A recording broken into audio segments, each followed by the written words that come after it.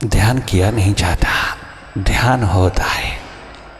ध्यान हमारा स्वभाव है, ध्यान हमारी नियति है, ध्यान होता है।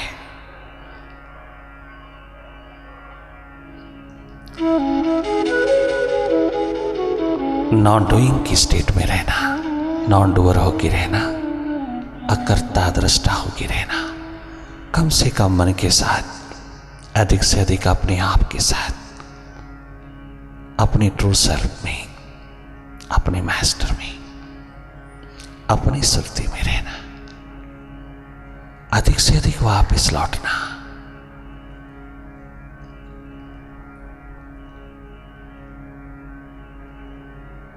बार बार माइंड पकड़ता है, बार बार माइंड तुझे चुरा ले जाता है,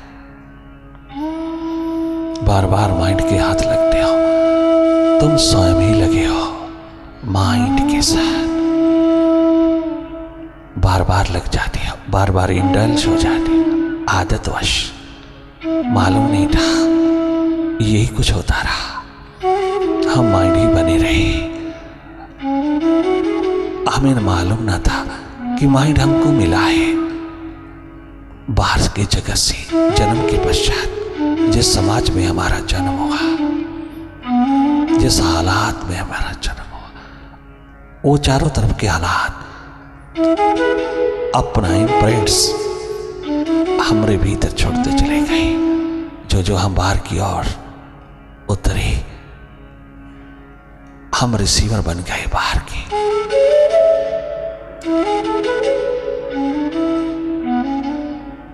बाहर की ओर देखना, दाएं बाएं देखना माइंड को निर्मित करता गया। विचारों की दुनिया भीतर फीड होने लगी, विचार ही विचार उमड़ने लगे। निर्विचार की स्थिति से हम विचार की ओर बह गए। घर वालों ने, दुनिया वालों ने, चाहों और के लोगों ने, दाएं बाएं वालों ने, सब अपने परायों ने हमारी आंख बाहर की ओर लगाना शुरू किया। बाहर लगा तो सके किंतु पुनः भीतर की ओर ना जोड़ सके, पुनः स्रोत की ओर ना जोड़ पाए।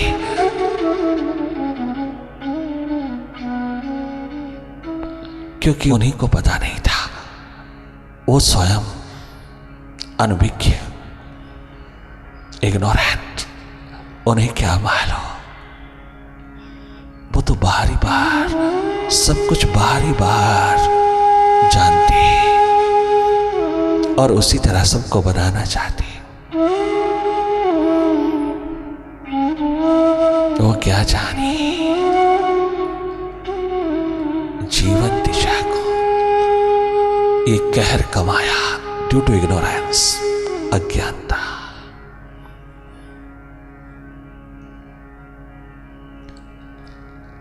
अगर स्वतः ही आंख खुलती, उस बालक की, उस बच्चे की, नवजात की अपने आप खुलती, तो दोनों और आंख बनी रही थी। अपने आप गर होता, तू अपने अनुसार उसे बनाने की कोशिश ना करता तो तू बहुत दया करता, बहुत रहमत कमाता, बहुत करम कमाता। अब हाल चाल देख लीजिए भीतर का, कहीं तू स्वयं है या कहीं तेरी एग्जिस्टेंस है भीतर। जो और माइंड ही माइंड, एकमात्र माइंड का पसारा, अहम, अहंकार, ईगो का, ग्रीड का, लोभ लालच का, एकमात्र कार्नल डिजायर्स का, आखिरी दम तक नहीं छूटता। क्योंकि तू स्वयं बंधा है, स्वयं जुड़ा है, स्वयं आइडेंटिफाइड हुआ है माइंड के साथ। आप अनुभव कर लेना, स्वयं देख लेना तुम्हारी फीलिंग्स क्या है। आप स्वयं अपनी आंख से देख लीजिएगा हम कितना खो गए माइंड में। हमारा कंसर्न केवल माइंड से, बाहर की दुनिया से नहीं। बाहर की दुनिया तो माइंड का विस्तार है।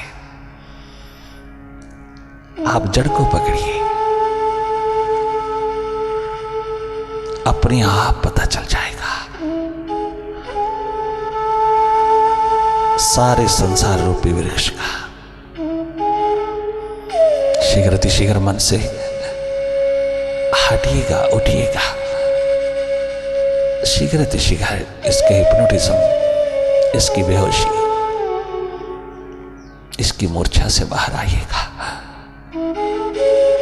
माइंड का कोई कसूर नहीं, तेरा अपना है। तो स्वयं उसके साथ जुड़ा है, स्वयं उसके साथ लगा है। फिर कहता है माइंड दुखी करता है। माइंड दुखी नहीं करता, माइंड इज अ मैटर, जड़ है। माइंड तो बेचारा कुछ नहीं कहता, वो तो अपने स्वभाव में है।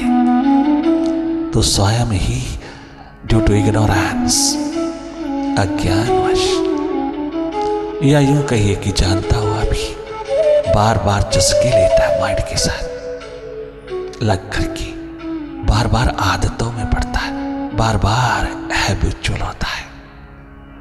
जानकार होता हुआ भी कि माइंड धोखा है, माइंड डुअलिटी है, माइंड एक्सट्रोवर्ट है। पुनः पुनः तो इसी के साथ जुड़ता है। कारण तो भी नहीं है, कारण एकमात्र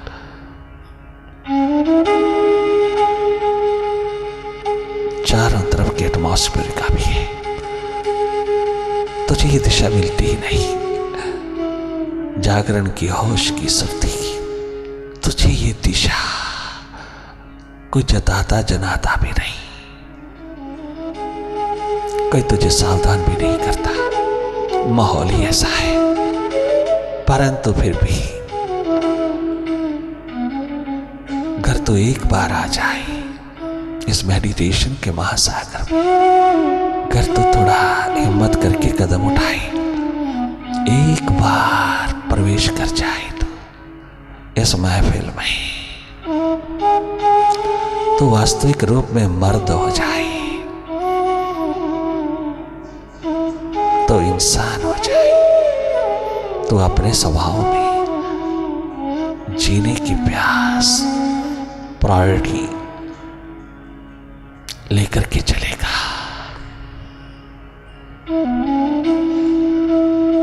इसी जन्म में जीवन ज्योत जगाना, अगला जन्म किसी ने नहीं देगा। अगले जन्म की बात ना करना, तनिक मात्र भी पोस्टपोन ना करना, स्थगित ना करना। अगला जन्म नहीं है, बंध्या का पुत्र है। फ्यूचर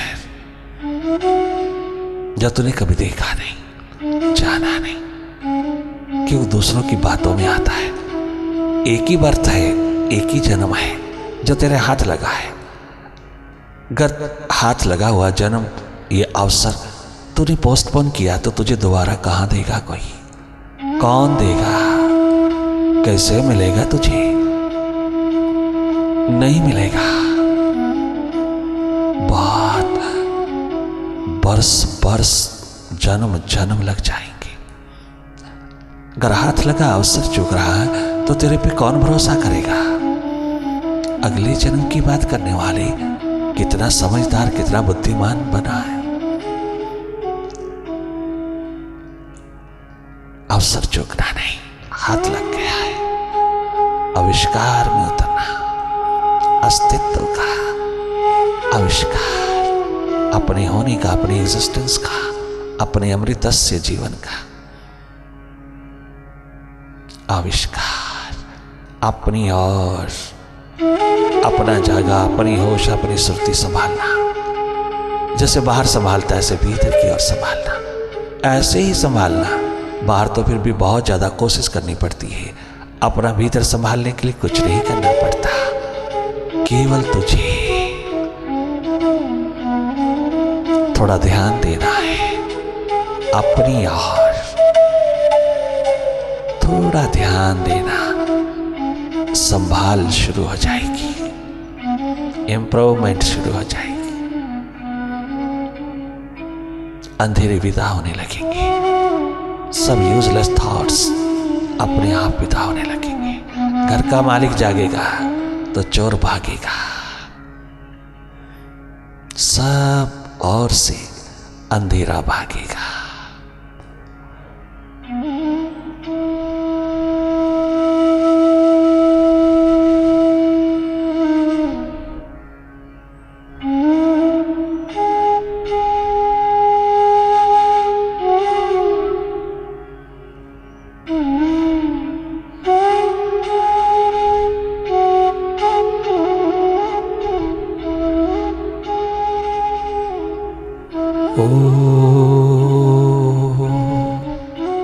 ओंकार आमीन आमेन। उठा सुराही और दिल का जाम ले साकी, उठा सुराही और दिल का जाम ले साकी, फिर इसके साथ तू ध्यान की लोरी दे साकी, फिर इसके बाद तू प्रभु का नाम ले साकी। उठा सुराही और दिल का जाम ले साकी, उठा सुराही और दिल का जाम ले साकी, फिर इसके साथ तू ध्यान की लोरियां दे साकी, फिर इसके बाद तो प्रभु का नाम ले साकी। उठा सुराही और दिल का जाम ले साकी।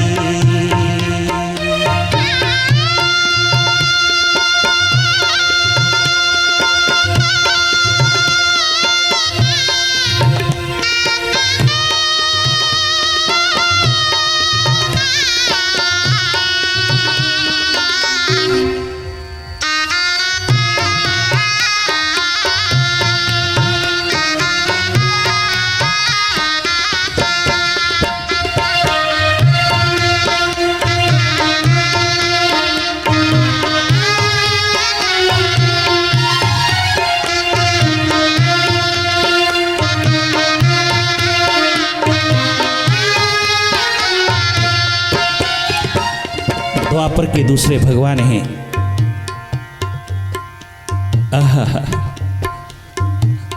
सारे के सारे शास्त्रों के ज्ञाता, सारे के सारे वेदों के व्याख्याकार, व्याख्याता वेद व्यास भगवान, भगवान वेद व्यास स्वयं श्रीमद् भगवद गीता लिखने वाले।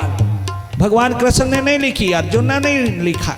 ये संवाद गुरु और शिष्य के बीच, ये संवाद भगवान कृष्ण और अर्जुन के बीच जो घटित हुआ, जो उतरा आंत्यांतिक स्थिति में, आंतरिक स्थिति में, अति समीपता निकटता में, अति समीप सखा स्वरूप होकर के दोनों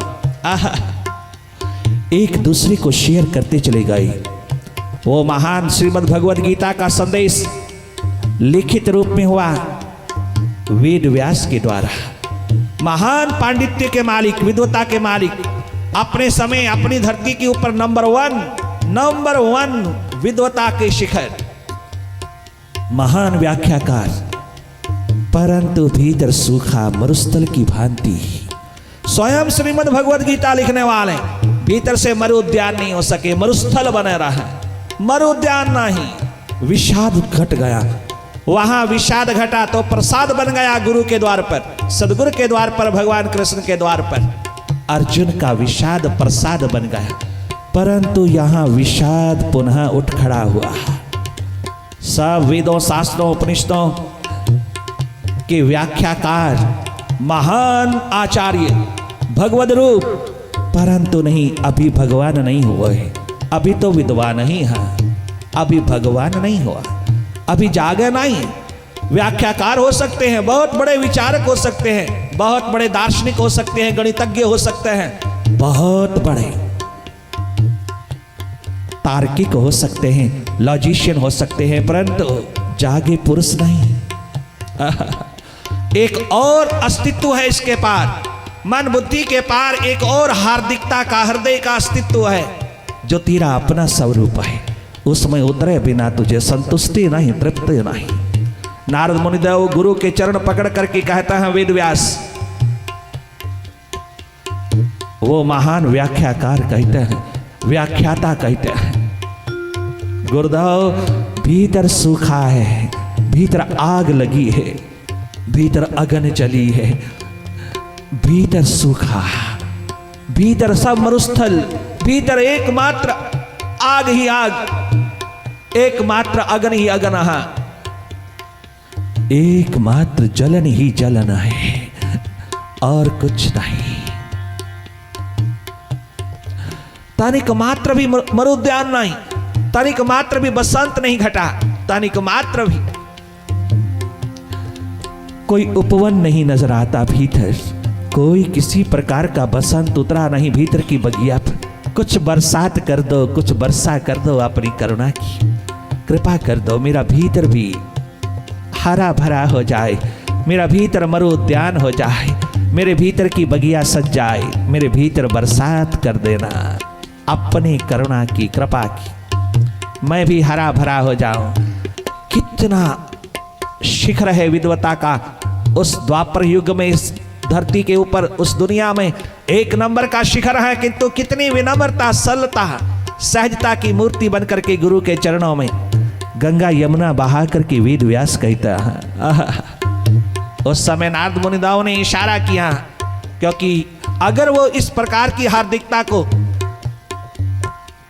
डायरेक्ट देते हैं तो आत्मसात नहीं कर पाएगा, इनडायरेक्ट परोक्ष रूप में इशारा कर दिया। वेद व्यास सभी शास्त्रों का, सभी सदग्रंथों का, सभी बड़े से बड़े ब्राह्मण ग्रंथों का तूने व्याख्या में, तूने इंटरप्रिटेशन में अपने आप को उतार दिया है। अब थोड़ा मेरा इशारा समझ, अब भागवत पुराण लिखना शुरू कर, ब्रजभूमि के लोगों की भक्ति को शब्दों में उतार, तेरी बुद्धि उस भक्ति के आलम में डूब जावे, उस भक्ति के महासागर में डुबकी लगा करके जब आवे तो तेरी ये प्यास प्राणों में उतर करके तुझको तृप्त कर दवे।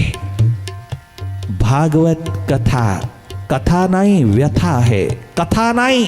जो भागवत को कथा कहते हैं वो भीतर के अंधे हैं, उन्हें कुछ मालूम नहीं। भागवत कथा नहीं है, भागवत व्यथा है। दो आंसू धारा से, दो अश्रुधारा से उगमी है, उपजी है वो आंखों की धारा, वो अश्रुधारा, वो विरहा की अगन लेकर के उतरी हुई गंगा यमुना की धाराएं वजू करती हुई एक मात्र उस पुराण में उतरी है। व्यथा है जीवन की, प्रभु प्यास का शिखर है, प्रभु प्रेम का शिखर है। एकमात्र तू चाहिए, तेरे सिवा कुछ भी मिल जावा, मेरा समझौता नहीं हो सकता, मैं उससे समझौता नहीं कर सकती, नहीं कर सकता। मेरा उस एक के सिवा कोई पद, कोई पदार्थ, कोई शिखर, प्राणी मात्र का कोई भी प्रतिष्ठा का शिखर, कोई किसी प्रकार की गद्दी, कोई कुर्सी, कोई पावर, कोई शक्ति, कोई ताकत का शिखर मुझको तृप्त नहीं कर पाएगा, मुझको शांत और संतुष्ट नहीं कर पाएगा। एक तू, एकमात्र तू, तेरे सिवा किसी अन्य शिखर के साथ समझौता नहीं हो सकता, तेरे सिवा मेरा जीवन तृप्त नहीं हो सकता। ये उन आंसुओं की धार में उतरा हुआ भागवत, यमुना किनारे बैठी वह तमाम सखियों सखाओं के भीतर से उमड़ा हुआ महासागर विरहा का क्या एक यमुना को बहाएगी, वो तो सारे जगत को अपने लपेटों में उतार के ले गई, सारे संसार को अपने उस प्रयाग में उतार करके ले गई जो विरहा के रूप में उतरा। भागवत लिखते लिखते लिखते, कथा भागवत की लिखते लिखते लिखते वह वेद व्यास व्यथा का रूप बन गए। वह पढ़ते पढ़ते उस समय उस जमाने के लोग व्यथा का रूप बन गए, प्यास की दीवानगी के आलम में उतर गए, स्वयं भागवत रूप हो गए, स्वयं भगवत रूप हो गए। श्रीमद् भागवत व्यथा में उतरते हैं जो, वह बैकुंठ में निवास करता है। और श्रीमद् भगवद गीता को लिखने वाला स्वयं वेद व्यास उस गीता के संदेश से अपने भीतर की प्यास को तृप्त ना कर पाया, वह भी भागवत से तृप्ति प्राप्त करता है, वो भी भागवत से तृप्ति का द्वार देखता है, वो भी भागवत से अपनी व्यथा जगाता है। और जीवन की कथा सारे द्वापर में भगवद रूप होकर के उठी है, जीवन कथा बन गया है। उस व्यथा को क्या उतारा कि जीवन ही कथा बन गया। वेद व्यास का भगवान कहलाए दूसरे भगवान उस धरती पर। जीवन हरा भरा हुआ, जीवन बगिया की तरह खिल उठा, जीवन महासूर्य होकर के दमदमाया, जीवन अपरंपार एक शिखर की भांति भगवद रूप होकर के खड़ा हुआ। तृप्त हुए, धन्यवाद दिया, कृतज्ञता के भाव में डूब करके अपने गुरुदेव नारद मुनि के चरणों में सर्वस्व कुर्बान कर दिया। उस प्यास के आलम में, उस व्यथा के आलम में, उस विरह आगन में क्या उतरे कि एक नूतन नवीन जीवन की महान आभा को, विभा को, प्रतिभा को लेकर के बाहर आए, भगवद रूप हो गए, भगवान वेद व्यास कहलाए, भगवान हो गए। धन्य धन्य है वो जीवन, ना बचपन, ना जवानी, ना बुढ़ापा, जिस अवस्था में भी तुमको प्यास की दीवानगी, प्रभु प्रेम की दीवानगी हाथ लग जावे, किसी जागे पुरुष की संगति में तेरा कोई पल गुजर जावे, उसकी समीपता, उसकी निकटता का कुछ भान तेरे हाथ लग जावे, उसके औरा में उतरने का तुझको अवसर मिल जावे, तो समझ लेना जीवन का शुभ उद्घाटन शुरू हुआ, तो सौभाग्यशाली हुआ। एकमात्र उसकी करुणा की एक नजर तेरे पे पड़ जावे, एक उसकी समीपता, निकटता का थोड़ा सा भी क्षण तेरा हाथ लग जावे, समझ लेना जीवन की यात्रा संपूर्ण होने जा रही है। जन्म की नहीं, जन्म की यात्रा मृत्यु तक है, जीवन की यात्रा अनंत अनंत काल की ओर है, वो अमृतस्य स्वरूप की ओर है, विराट की ओर है। जीवन की यात्रा, जन्म की यात्रा मृत्यु तक खत्म होती है, जीवन की यात्रा संपन्न होती है महाजीवन में उतर करके, अमृतस्य स्वरूप में स्थित होकर के, वह एकमात्र पूर्ण होती है। और वह पूर्ण ऐसा है कि उसमें कितना भी निकालिए वह पूर्ण ही रहता है। वह सदैव आकाशवत अमृतस्य स्वरूप होकर के, भगवद रूप होकर के खड़ा होता है, वो कभी मिटता नहीं। वो जब चाहे पुनः इस धरती के ऊपर साकार रूप धारण कर लेता है, और जब चाहे निराकार स्वरूप में, वहाँ सच्चित आनंद स्वरूप में वो एक निराकार शक्ति निरंकार रूप में विराजमान होता है। आकाशों का भी आकाश है वहाँ जो तेरे भीतर समाया है। उसी एक प्यास को लेकर के 8 वर्ष का बालक भीखा अपने घर से निकलता है सदगुरु की तलाश में। 8 वर्ष का बालक है, अभी पढ़ना शुरू किया था कि घर में एक साधु पहुंचा, एक चलते फिरते साध चलते फिरते एक संत, चलते फिरते एक प्रभु के दीवाने भिक्षा लेने के लिए आए। तो वो यही कह रहे थे, उसके द्वार पर, उसके माता पिता के द्वार पर गुनगुना रहे थे, भिक्षा लेते समय कह रहे थे, ओ दुनिया वालों, ध्यान की बात करें और बातों से खुशबू आई। क्या संसार की बातों में लगे हो, आ रहा हो दुनिया वालों, क्या जगत की बातों में 24 घंटे गुजारता हूँ, क्या दूसरों की बातों में ही रस लेते रहता हूँ, क्या संसारिक बातों में ही तुम दिन रात जुटे हुआ हो। आओ थोड़ा हम प्रभु प्रेम की, प्रभु ध्यान की बात कर रहे हैं, अपने स्वभाव की बात कर रहे हैं। ध्यान की बात करें और बातों से खुशबू आए। ध्यान की बात करो और बातों से खुशबू आई। दर्द फूलों की तरह महके अगर वो आए, दर्द फूलों की तरह महके अगर वो आए, ध्यान की बात करें बातों से खुशबू आए, ध्यान की बात करें और बातों से खुशबू आए।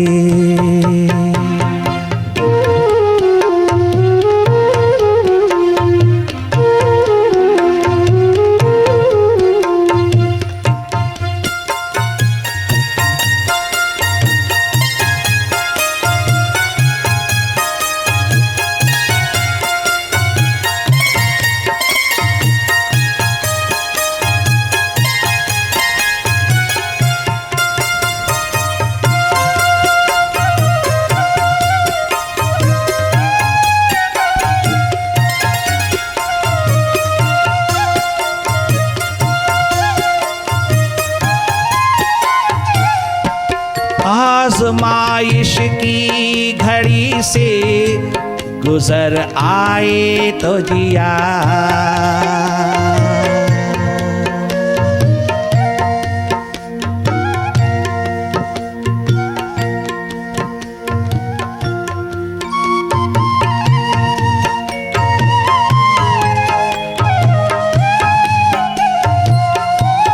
जश्न गुल खाक हुआ आँखों से आंसू आए, जश्न गुल खाक हुआ और आँखों से आंसू आए, दर्द फूलों की तरह महके अगर वो आए, दर्द फूलों की तरह महके अगर तू आए, ध्यान की बात करें बातों से खुशबू आए, ध्यान की बात करें और बातों से खुशबू आए।